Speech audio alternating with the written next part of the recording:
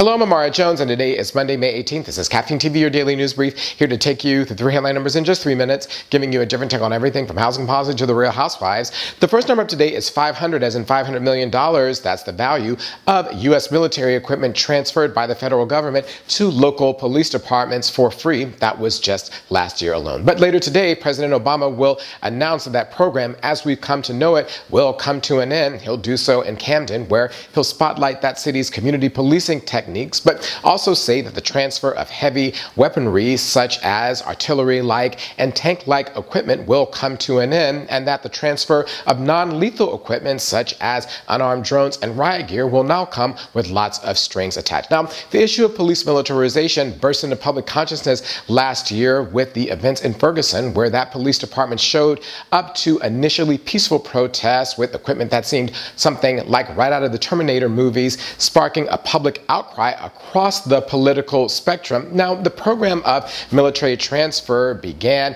during the war on drugs, kicked into high gear after the events of 9/11, and then was turbocharged with the surplus in military equipment after the wars in Iraq and Afghanistan, showing that military efforts abroad will eventually find their way back home. But with the announcement of President Obama later today, it shows that in a democracy, the voices of dissent still matter. The next number of today is 192. That's the number of Texas bike gang members who were placed under arrest by the Waco Police Department today for their involvement in a shooting yesterday, which led to the deaths of 9 people and the wounding of 18. That incident took place outside of a Twin Peaks restaurant in a mall, involving as many as 3 different gang members with the names like banditos and scimitars, who the Waco Police Department describes as, quote, criminals on motorcycles, close quote. Now, the event began initially inside of the Twin Peaks restaurant when a fight broke out between rival gang members, spilled out into a parking lot, devolved into a gun battle, and the Texas police, who were already on the scene, then opened fire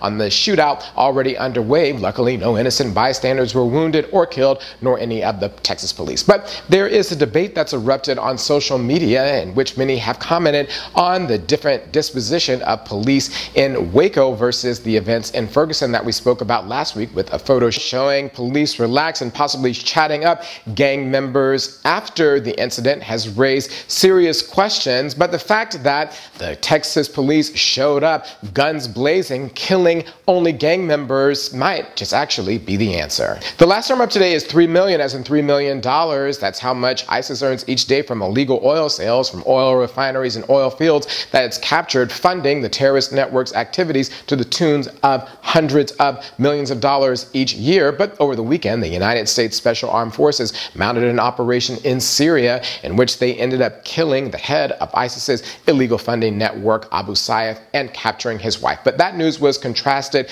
with news from across the border in Iraq, in which ISIS ended up capturing the major provincial capital of Ramadi from the Iraqi government, reversing ISIS's losses from just a couple of weeks ago. And all of this just goes to underscore that if there's any doubt that the United States is truly in a war with the terrorist organization in which events surge backwards and forwards, the events this weekend remove it.